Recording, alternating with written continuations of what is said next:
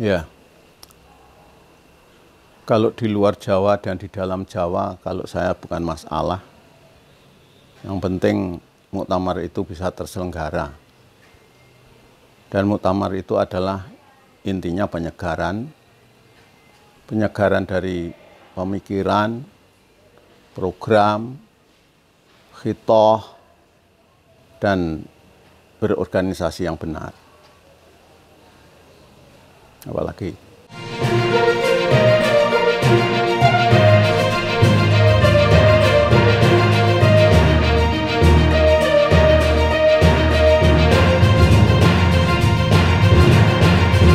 Pojok Bangkit Muktamar ke-34 Nahdlatul Ulama hadir untuk Anda. ya, saya mengucapkan selamat bermuktamar ke 34 di Lampung. Mudah-mudahan bisa merumuskan program-program yang bagus dan bisa menata kembali sesuatu hal yang perlu ditata untuk kebaikan, juga nanti bisa merumuskan bagaimana bisa kaderisasi. Kami kira itu saja. Selamat muktamar.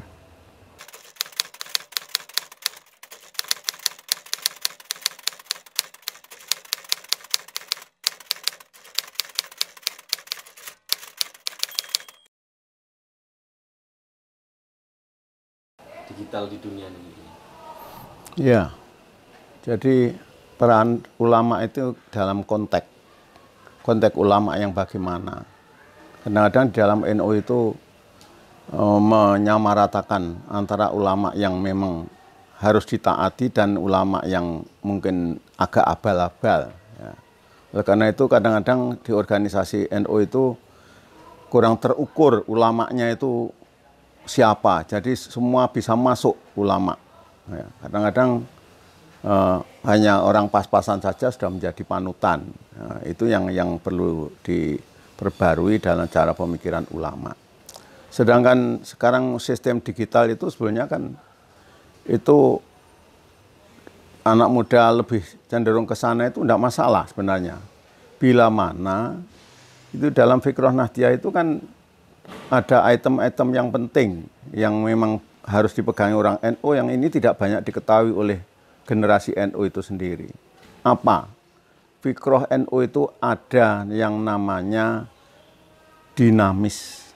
Jadi cara berpikir, cara bekerja, ya, cara menyampaikan misi itu dinamis, tidak seperti zaman Kiai Hasyim Asy'ari itu mesti sama dengan sekarang karena eranya sudah berubah. Ya.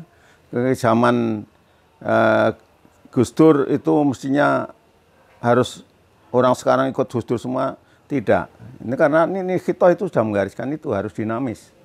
Kami kira tokoh-tokoh yang jadi mazhabnya orang NU itu orang yang dinamis semua.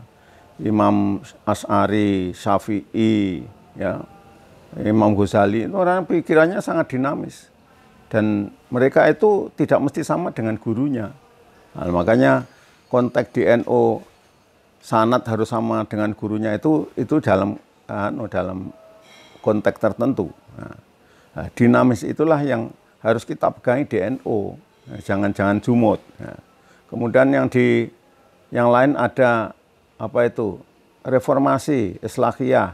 Di NU itu ada pemikiran yang reformis, pembaharuan. Yang lama yang kira-kira dari sisi apa itu cara berorganisasi perlu diperbarui gitu loh. Jadi diperbarui cara berpikir itu bagaimana, yang penting capailah kebenaran itu.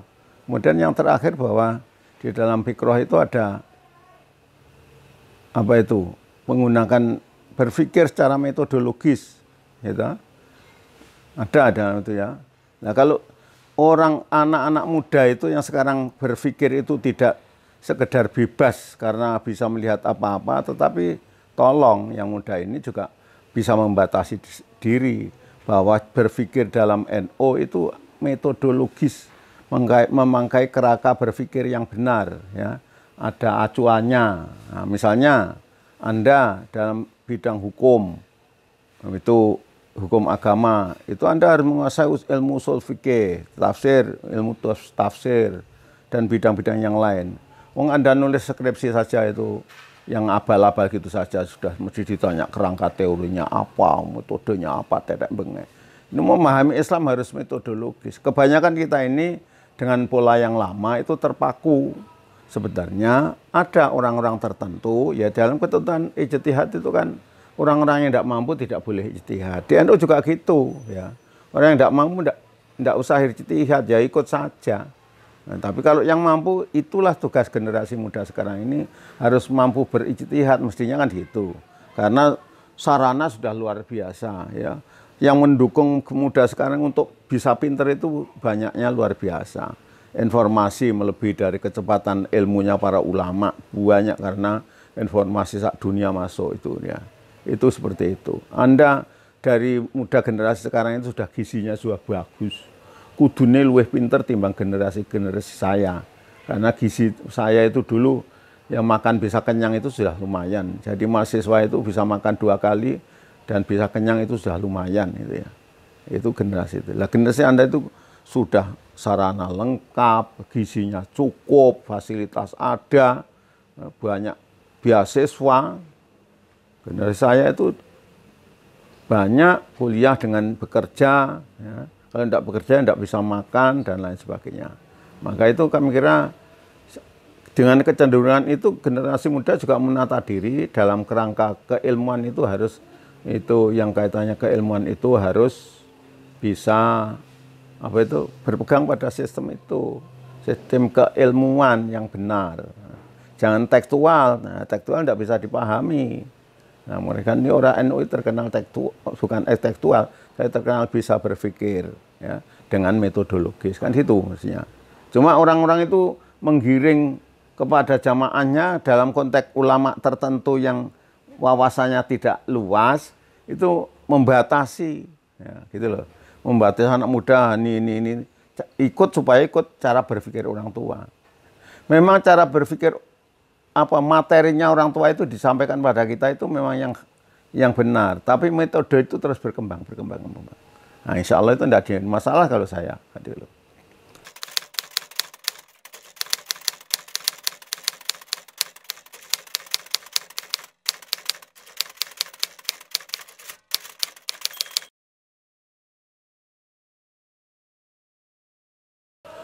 Jadi sebenarnya memang tidak semua salah mass media itu. Konflik itu kadang-kadang ada kepentingan gitu loh. Di dalam NU itu sendiri nampaknya orang itu tidak semua untuk niat beramal. Apa sih tujuannya NU? Itu kan menyiarkan agama Islam kan, Ahlussunnah wal Jamaah. Tapi tidak, karena orang di NU itu ternyata juga gengsi punya jabatan di NU, pengurus PB.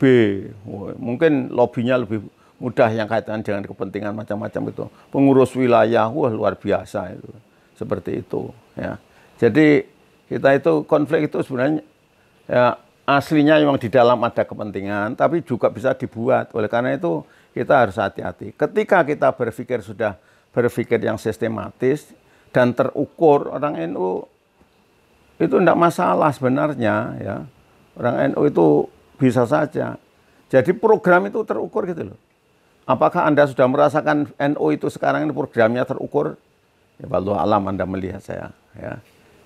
Jadi kalau program itu sudah terukur, kemudian ukuran misalnya kita mengatakan kembali ke khitoh, itu perlu dirumuskan lagi enggak?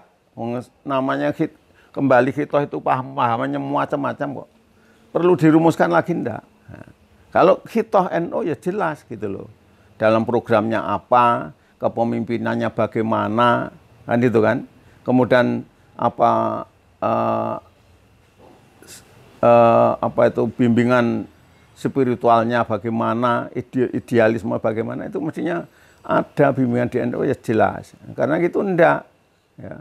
Jadi yang dilihat itu NU itu bawa kiai yang dulu gitu loh. Hanya ingin peta NU seperti kiai dulu loh. Itu memang ilmu yang disampaikan kiai seperti itu, tapi sekarang geraknya sudah berbeda gitu loh ya. Kalau dulu kiai itu bekerja ikhlas, memang ikhlas betul, tidak pernah ngukur hasil. Itu kan dulu kan belum begitu organisatoris. Oh, kerja saja terus ada yang berhasil. Kerja ada yang tidak berhasil kan itu. Nah, mestinya NU sekarang itu tidak seperti itu belaka. Semangatnya ada seperti itu, tetapi harus ada ukuran. Sekarang kalau warga NU itu kata survei itu 24%. Dibuktikan 24% itu yang sudah digarap NU itu berapa yang digarap, gitu loh. Terukur misalkan pendidikan. Di Indonesia itu anak didik jumlahnya berapa juta, ya. Mulai SMP, SMA berani. NU itu sudah mendidik berapa persen. Mestinya gitu itu kalau ingin maju, ya. Jadi misalnya bisa ngambil yang ideal harus sama dengan persenan jumlah penduduk NU gitu loh. Jadi misalnya itu pertama sekarang NU baru bisa mengambil dalam pendidikannya didik ala Ahlussunnah wal Jamaah itu 10%, ya. Mestinya yang ke depan harus tambah lagi, ya. Berapa persen itu harus tahu gitu. Nampaknya tidak tahu ini.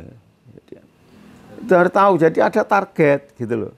Itu targetnya itu jelas dan diisi NU model ini. Makanya ini kurang terukur program. Kayak program del, terus tidak terukur, tidak berangkat dari data. Nah, gitu loh. Tidak berangkat dari data. Itulah yang menyebabkan ya muktamar itu harus terus dinamis gitu loh. Ada pembaruan pemikiran, ada pembangunan sistem, ada pembaruan thorikoh, ya, dan juga regenerasi yang penting. Orang jadi pengurus NU berulang kali makin bangga itu adalah zalim. Ya, jadi pengurus NU itu berulang-ulang terus itu zalim menurut saya. Karena dia tidak bisa mendidik kader. Yang bagus satu periode sudah punya kader. Enggak, di NU itu. Sekarang satu periode bikin suasana itu supaya bagaimana milih saya lagi yang periode kedua. Nah, itu. Ya ada sistemnya itu. Itu bangga. Jadi pengurus jadi 2 periode itu bangga. Terus tidak perlu. Nah, sekarang ini Said Agil sudah sampai 3 kali ini, sudah boleh. Itu bangga bahwa dia masih dibutuhkan umat. Itu salah, ya. Yang benar yaitu kalau dia itu sudah membuat kader dan kader-kadernya itu ialah bisa lebih maju dan sudah pada rebutan dibutuhkan orang, gitu loh. Entek mengkader mengkuitok berarti NU akan mati. Ya gitu. Surah yang mengku yang ngasih sak mati nih, ya mulanya NU gampang mati. Kerjanya. Itulah barangkali yang harus diperbarui. Pengkaderan penting. Jadi makanya muktamar karepe kan pembaharuan kader, pembaharuan program, pembaharuan pola berpikir, ya? Pembaharuan cara berdakwah, atau pengendalian lagi reposisi kepada yang benar dari yang salah-salah. Ini mestinya kan itu. Kalau itu hasilnya numpuk itu saja. Ya, di mana kemajuan NU? Jadi kalau seorang pemimpin yang sukses mesti cepat punya kader. Kalau tidak sukses ya ora gawe kader biar saya menjadi orang yang hebat. Saya jadi pengurus NU bisa 3 kali, bahkan sampai 4 kali, bahkan ditulis sampai selama hidup. Seperti zaman Bung Karno itu diangkat menjadi presiden selama hidup. Bangga, jadi negaranya runtuh, NU semakin runtuh. Kira-kira itu aja lah.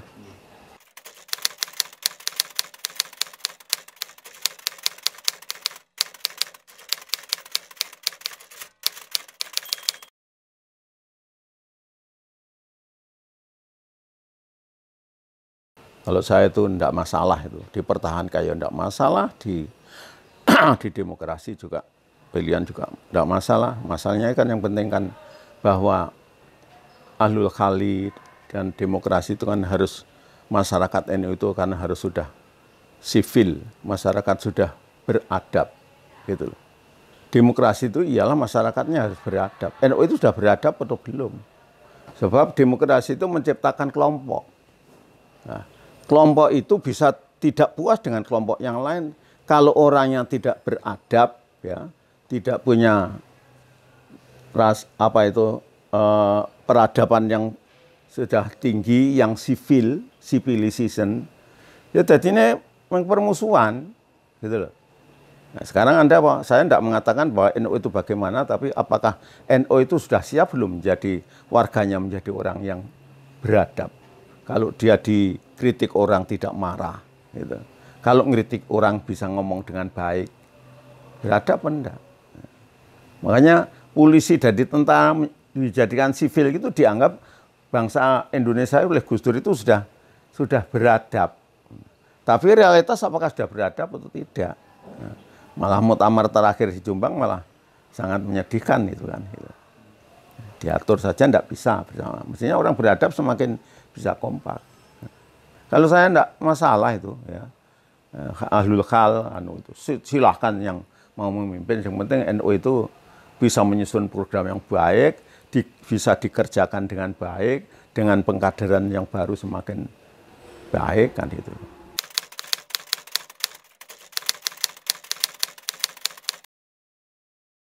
Ya, harapan saya kembali meredefinisikan khitoh, dimantapkan. Kemudian yang kedua, programnya itu jelas, ya toh?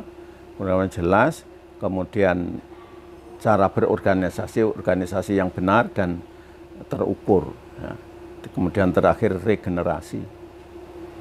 Hanya itu saja.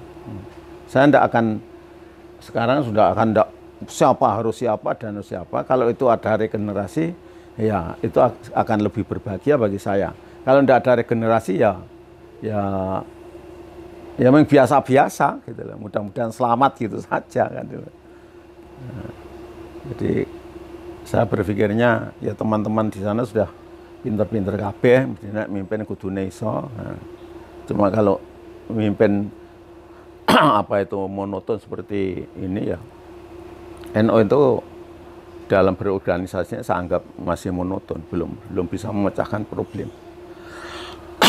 Belum hanya karepe orang satu tertentu yang itu terus didukung hanya gitu. Yang menurut saya gitu itu. Di mana saja masih sama.